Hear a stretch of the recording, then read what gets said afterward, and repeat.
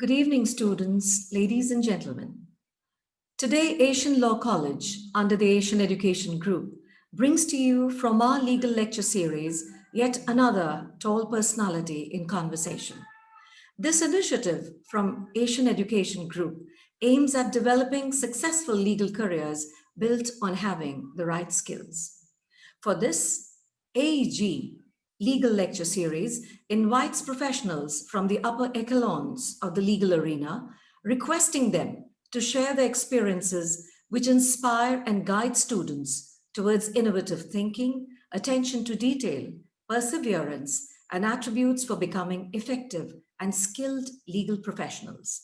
Few speakers invited under this program include the late Sri Pranab Mukherjee, ex-President of India, the Honorable Justice K.G. Balakrishnan, former CJI of India, the Honorable Justice Deepak Mishra, former CJI of India, Sri K.T.S. Tulsi, Senior Advocate, Supreme Court of India, the Honorable Justice B.P. Singh, former Judge, Supreme Court of India, the Honorable Justice A.K. Sikri, former Judge, Supreme Court of India, Sri Rajiv Mohan, Public Prosecutor in the Nirbhaya case, Mayank Pratap Singh, the youngest Judge of India, Dr. Kiran Bedi, ex-IPS officer and the current Lieutenant Governor of Puducherry, General Bikram Singh, former Chief of the Army Staff, Lakshmi Agarwal, the acid attack survivor, Mr. Shiv Khera, the motivational speaker, Mr. René Desoining, CEO, Oxford Institute of Body Language, United Kingdom, in a long series of guests.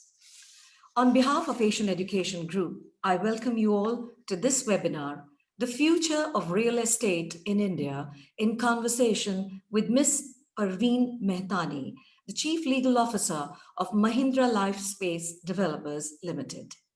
A gold medalist in law, Ms. Parveen is presently the Chief Legal Officer at Mahindra Lifespace Developers Ltd. She has been honored as the Woman Leader in a Male-Dominated Industry 2019. She was featured by the Indian Corporate Counsel Association in their book titled India's Finest In-House Counsels, published in 2016. She has also been acknowledged as one of Asia's top 25 in-house counsels by the Asian Legal Business. She has also been featured as top in-house legal team by the Legal 500 UK GC Power List India 2017 and 2019. She has been labeled among the top 25 general counsels in India in 2018 by the ICCA in London and has featured in the book Legal Luminaries, published by the ICCA, and the book Constellations, The Shining Stars in the Legal Fraternity in 2019. Honorable speaker for today, Ms. Parveen Mehtani, we welcome you to this platform. Students are waiting to listen to you. I hand over the session to you. Thank you so much, Dr. Srivastav, for a lovely welcome. Thank you so much. It's wonderful to be here today, and I hope to meet you in person someday soon.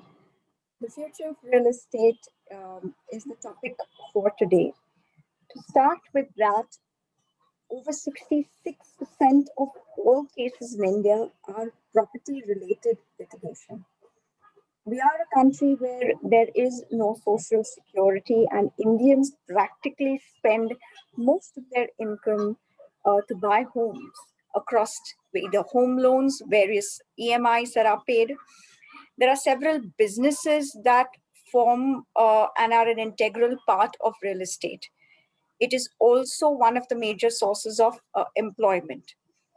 And given the legal complexity where the government does not certify title, unlike many other developed nations, this is one sector which is absolutely critical. And as I might say, here to stay in the future, given all these factors.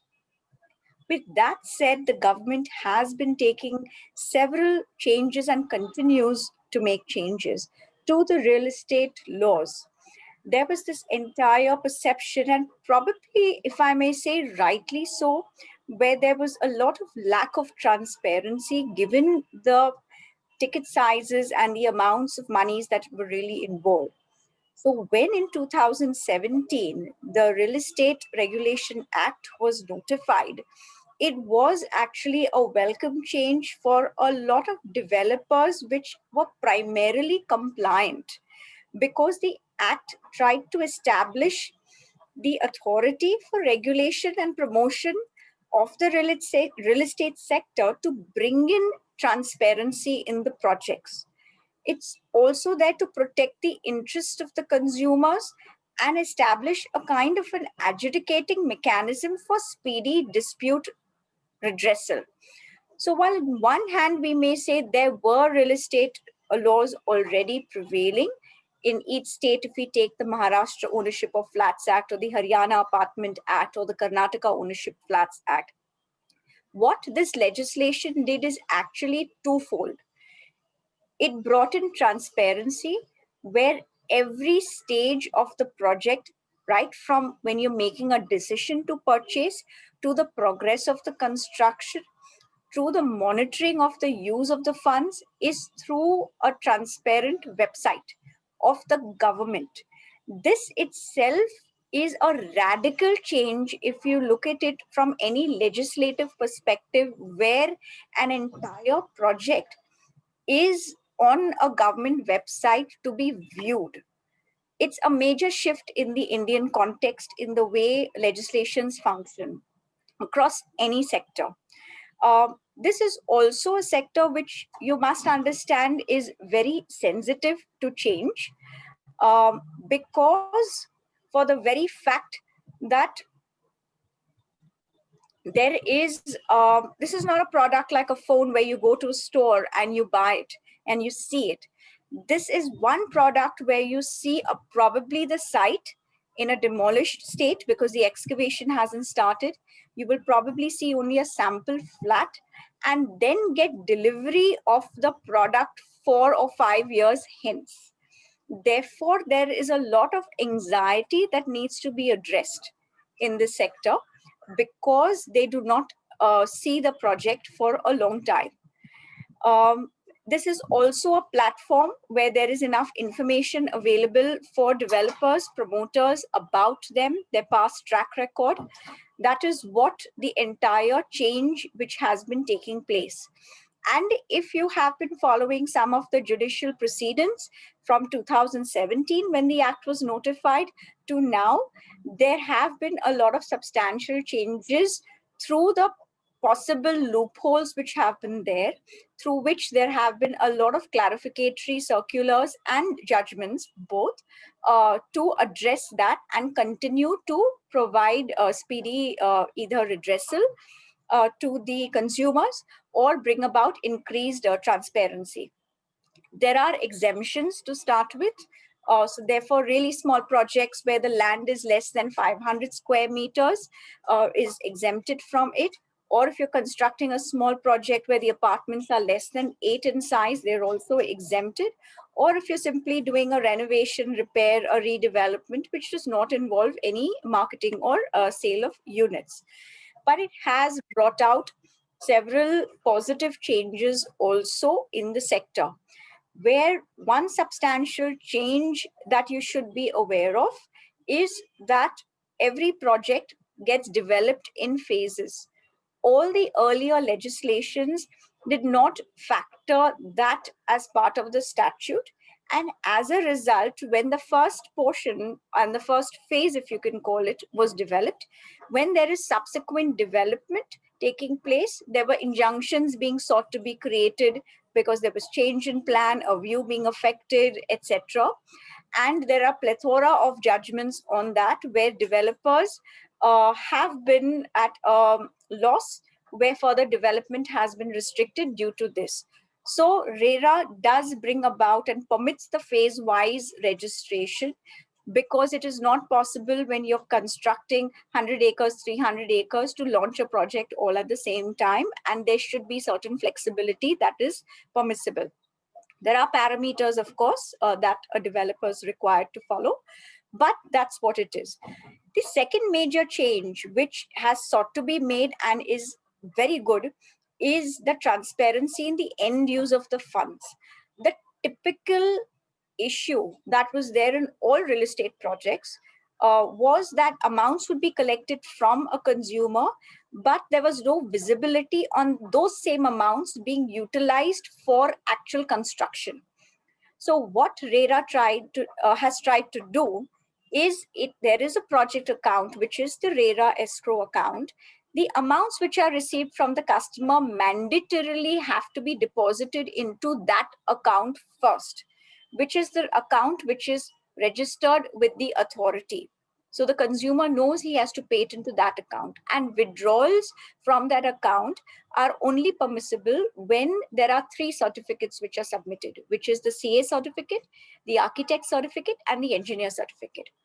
These are also quarterly filings which certify the use of the funds, because you provide the complete cost of construction, and the CA continues to certify how much has been utilized, how much is further required. The engineer and the architect certify where the project has reached. Therefore, there is a completion of a particular milestone slab which justifies the cost which is sought to be incurred, and therefore the request of withdrawal from the funds. There is also a what down, because the funds first must be used for the payment of taxes, bank loans, the construction, and then the promoter, the developer, is entitled to take the profits out. So there are detailed provisions relating to that to ensure that each project, because that's typically where it is, they do start off, they reach a particular stage, and then there's a complete standstill because there are no further funds to complete the project.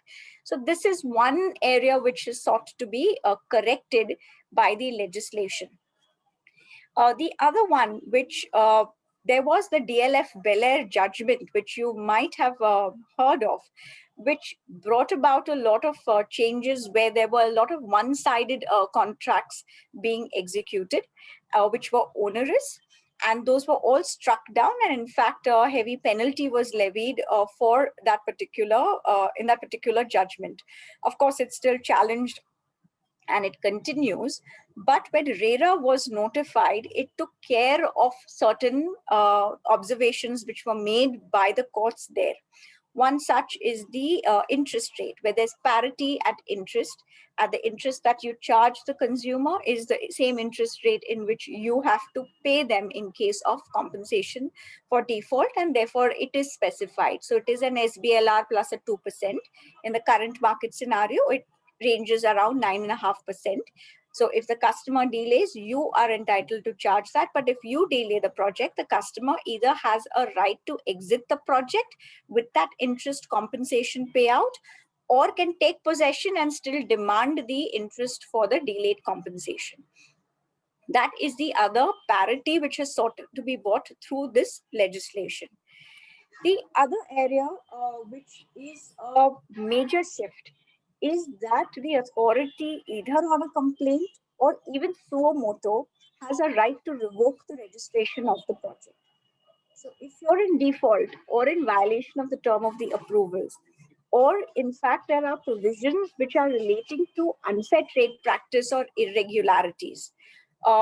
This was not there earlier. So if you make a publisher marketing collateral or an advertisement which carries a lot of statements or visible representations that then are subsequently found to be falsely representing a service of a particular grade, or that the promoters affiliated with a particular body, which it is not, or a particular brand, all of that is now classified as unfair trade practice.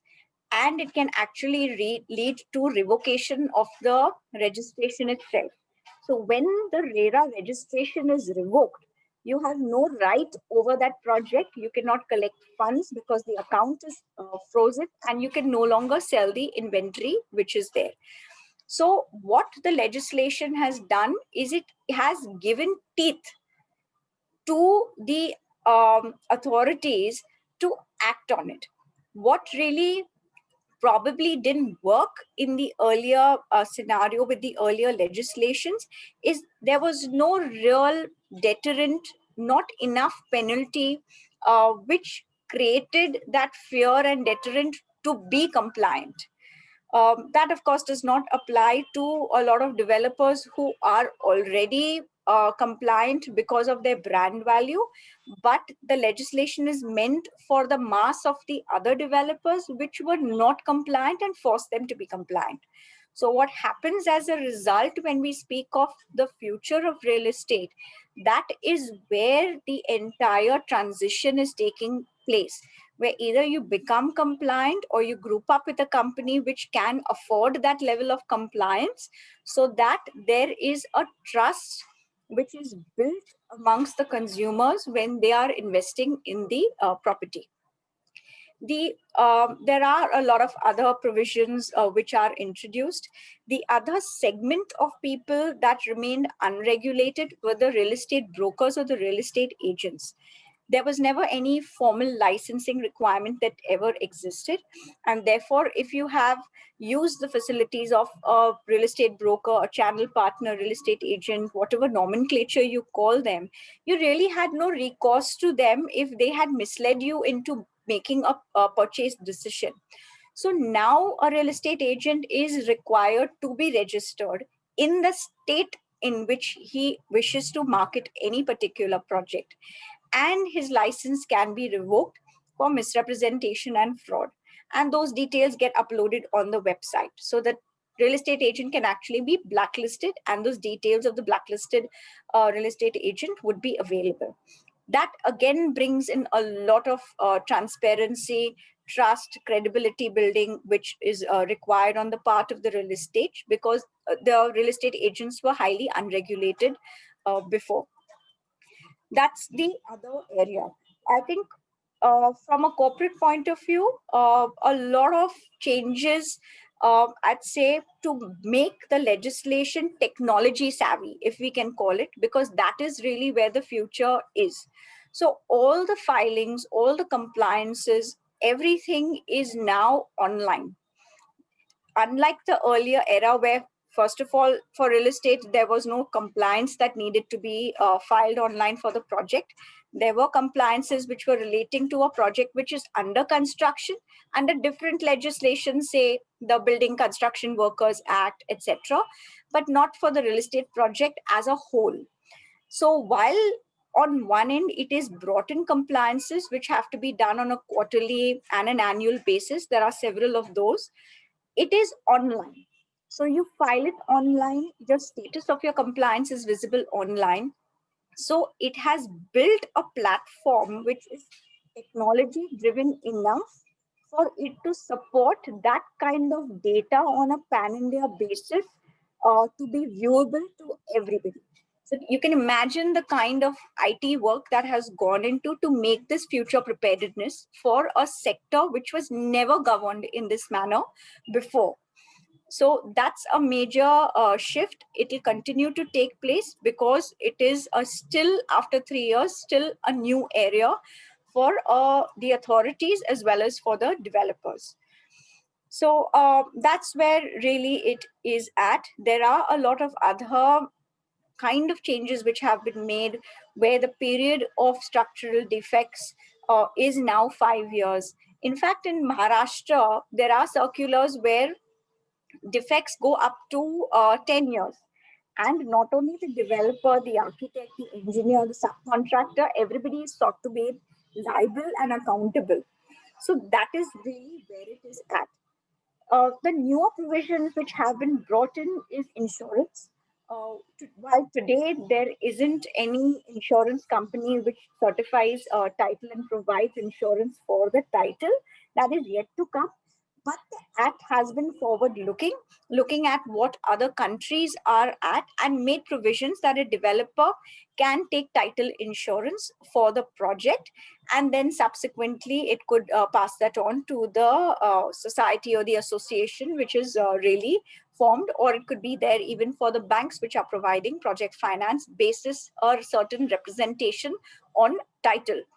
So that's another area which is a shift, but it is still not in place because there have been discussions that a lot of us have had with insurance companies, but given the fact that currently the government itself doesn't certify title, it is based on a due diligence and a title certificate conducted by law firms basis available data. I think that stage at which insurance can be granted will change.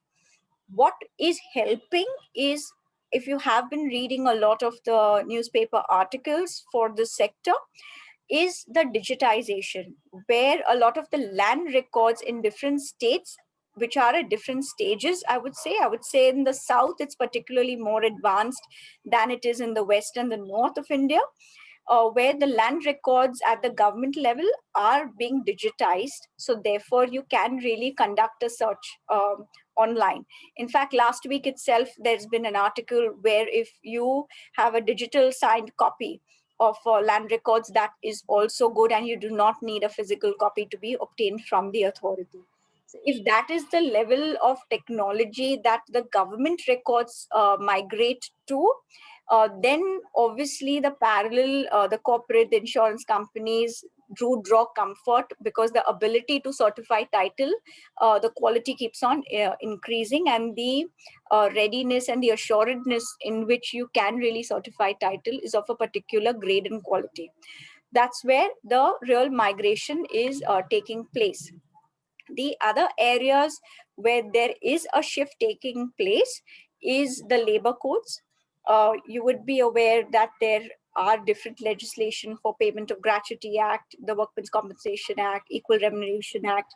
All of that is through various statutes, and that is now sought to be coming under one common labor code, which is still not yet fully notified, but that's where it is really at. It is a consolidation of 4 statutes to simplify the procedure, to take away the contradictions, the overlapping compliances, the different authorities regulating that.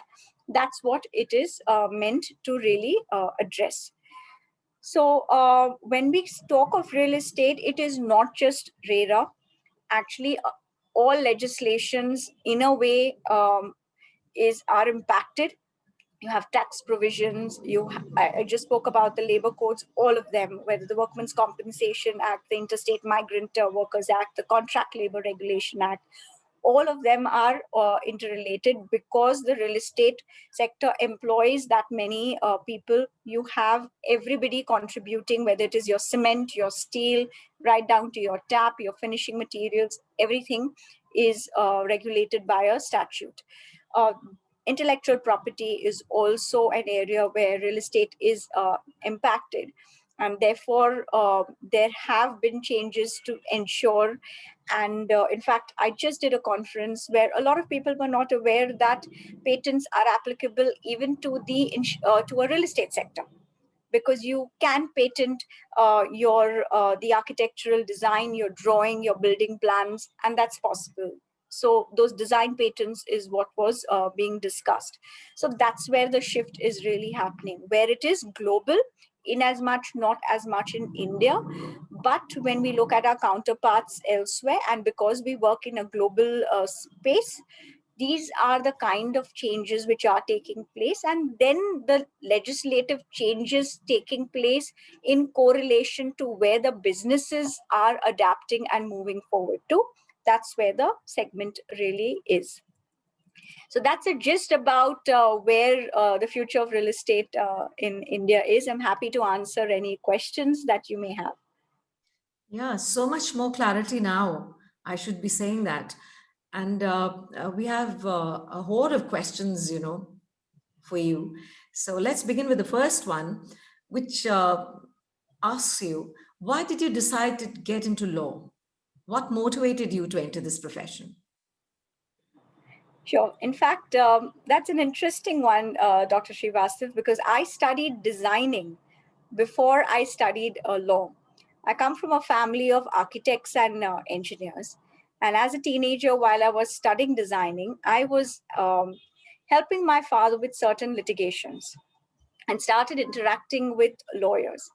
And I was absolutely fascinated with the depth of their knowledge, their analytical skills, their public speaking skills, the command and over the language, their diction. And therefore, since I was an avid reader, the practice of law became a great combination where I would get to pursue my passion as well as do something that was of real interest to me. So art eventually, even though I finished my designing and then studied law, became a hobby, and law became the profession. So it was actually not something that I started off with. What it has helped me, because of the context of having that qualification, is in a real estate sector, everything is got to do with the development control regulations, how the FSI works, how the plans and approvals work, how with those kind of the national building code.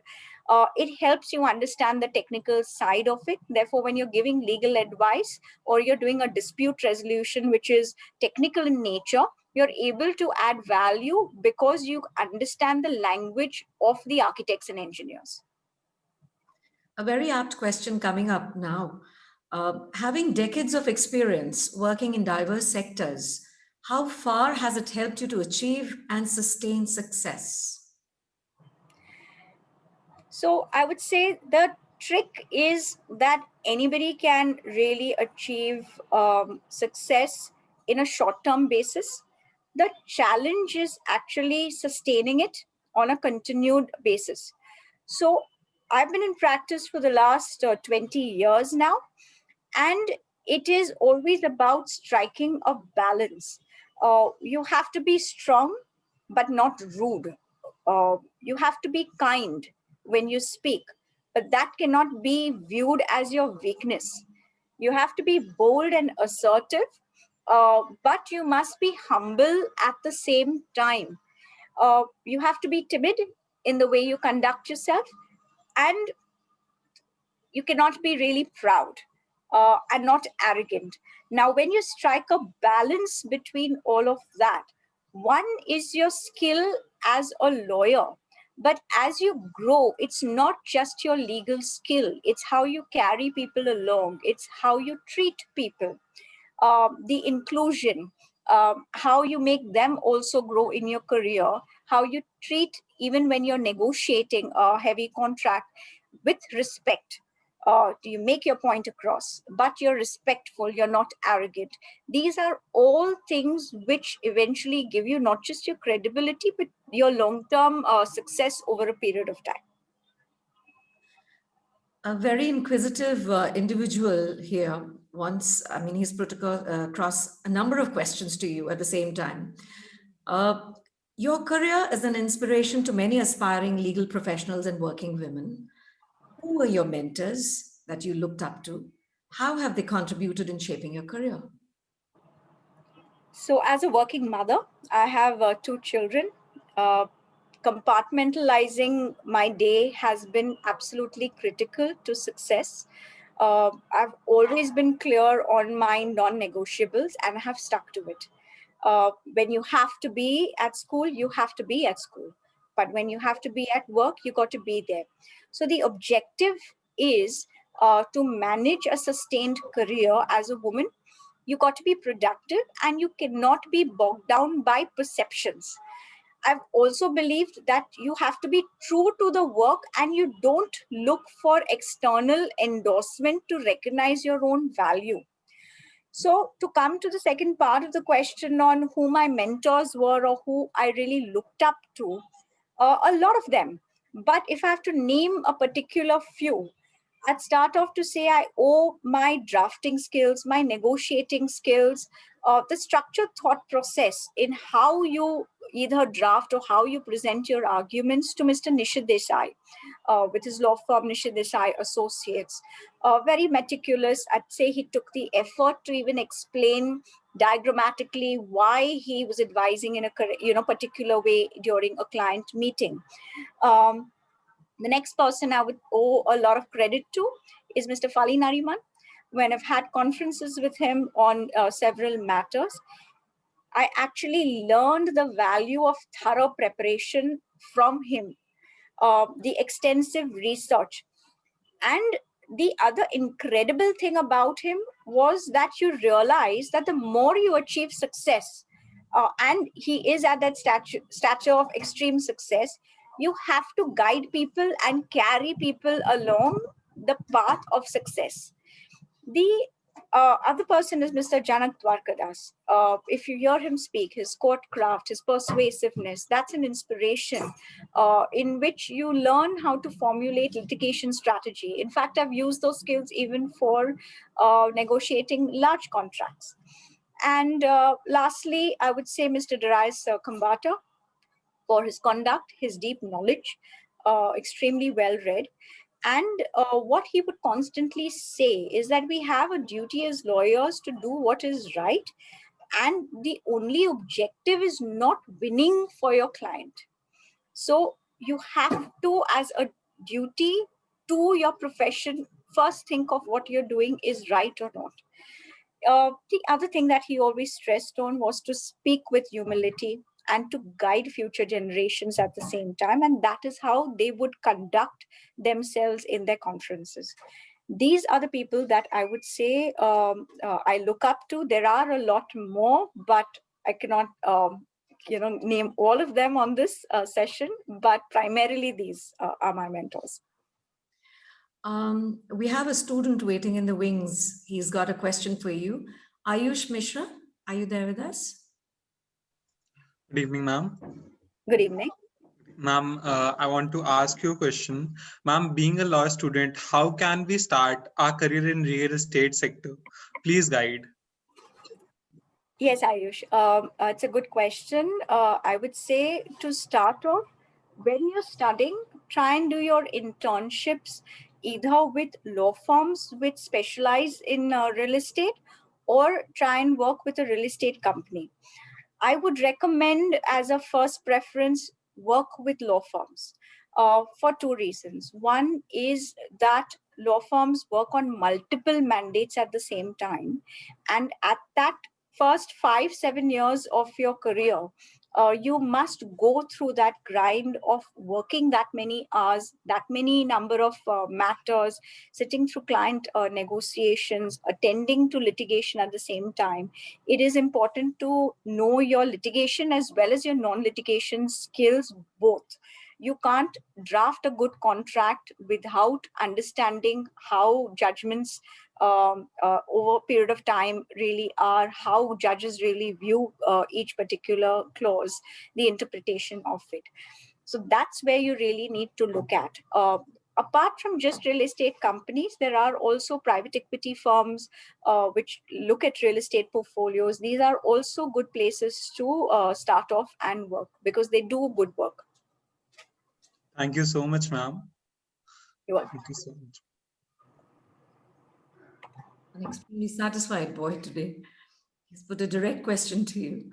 Okay, so as a Chief Legal Officer of Mahindra Lifespace Developer Ltd, can you brief us about your work and what are the major challenges that you face on a regular basis?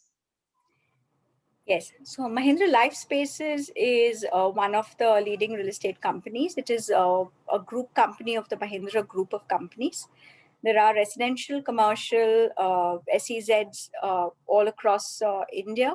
There are the Mahindra World City and the Mahindra Origins, which is in Jaipur and in Chennai, which goes into around 3,500 acres and is a tie-up with the state government of Rajasthan and the state government of Tamil Nadu. And of course, it's there in practically every other state in some form of residential or commercial development. So that's the magnitude of laws, and real estate is specific to every state. The land laws in every state, apart from the language barriers, even the state laws differ. So that's the kind of diversity that you deal with in a sector like this. The work actually is extremely varied, and it requires you to wear multiple hats at the same time in a day, because at one end you would be handling a due diligence running into a magnitude of 1,000 acres, and of course the acquisition cannot be just by way of a conveyance. It could be a structured deal, there could be a private equity player, it could be a company acquisition or even a merger.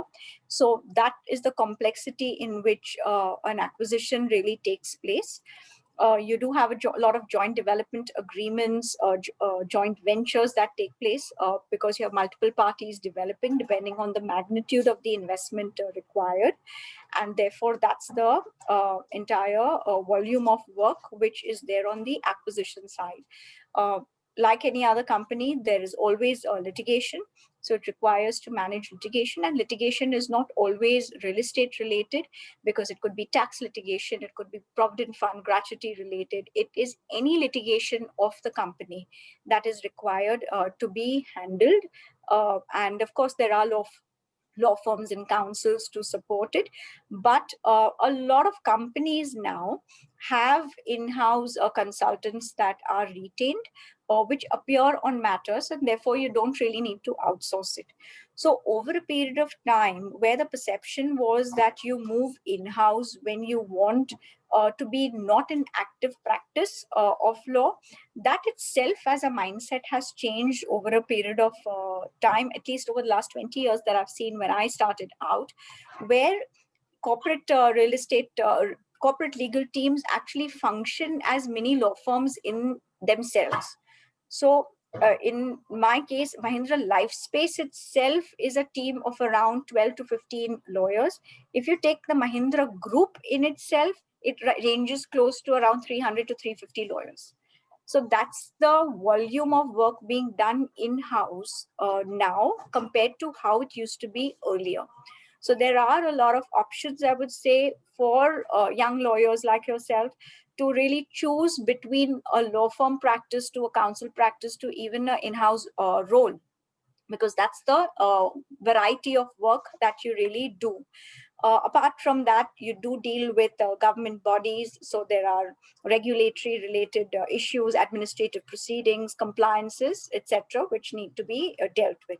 So that's the kind of role that is handled by an in-house team. Okay.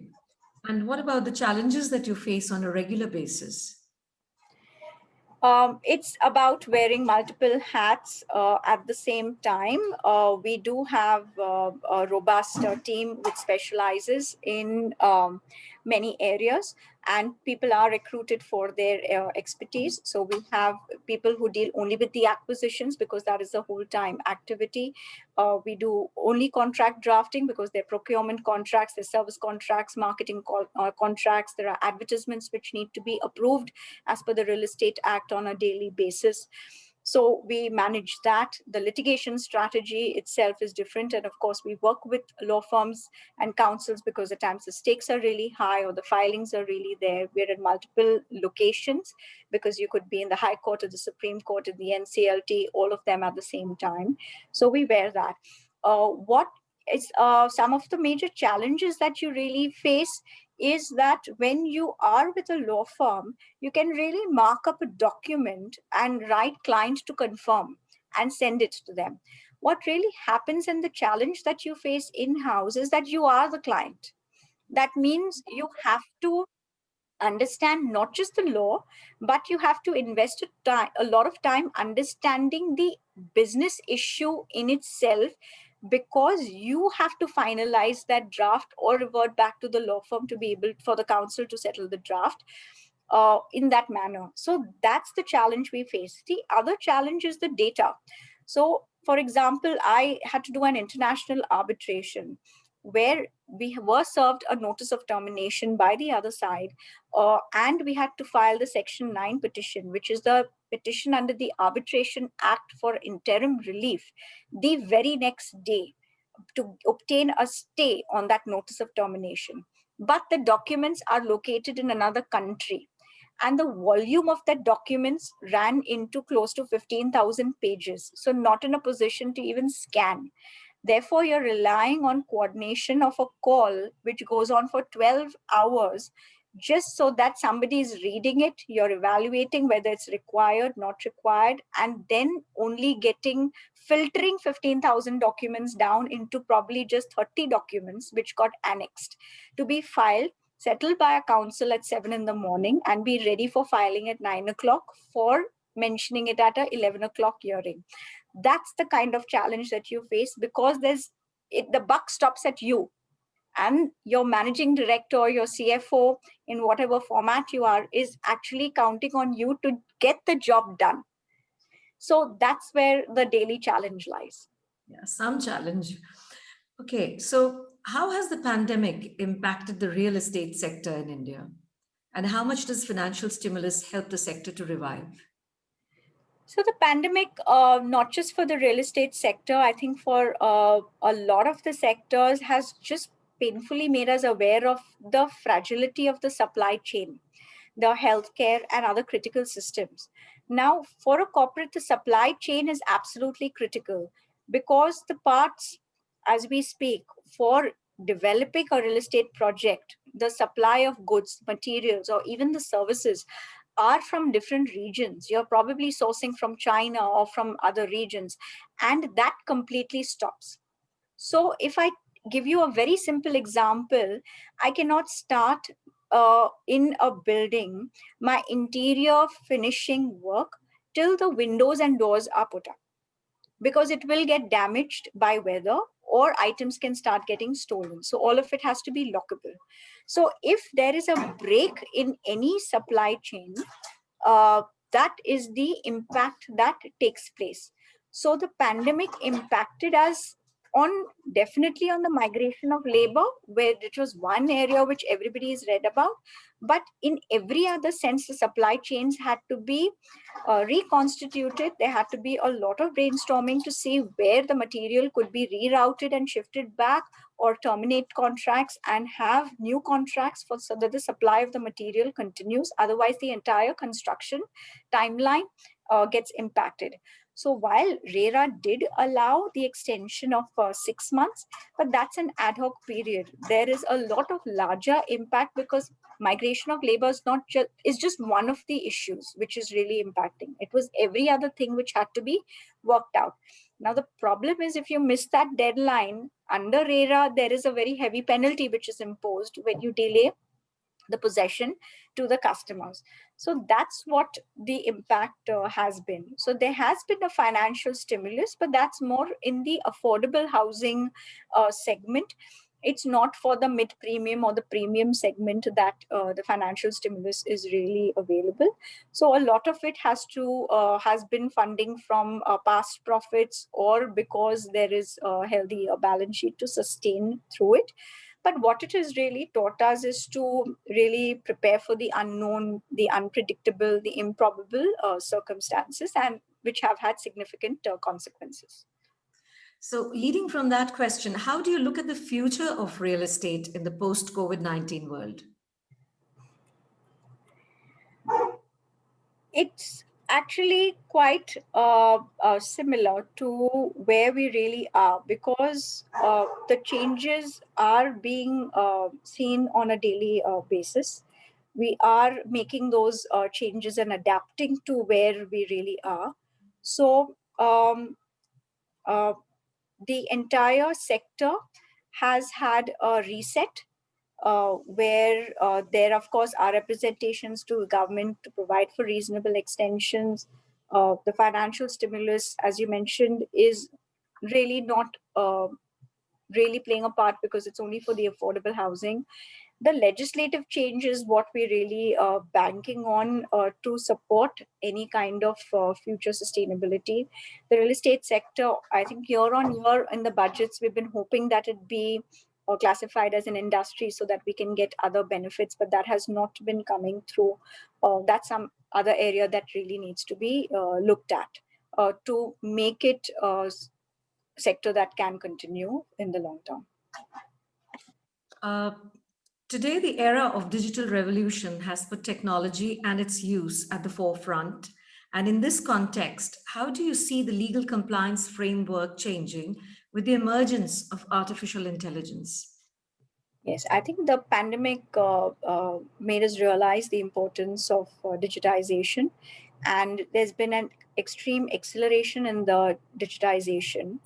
I think because of RERA, there was already a sense of preparedness, because a lot of the data was already uploaded and available online.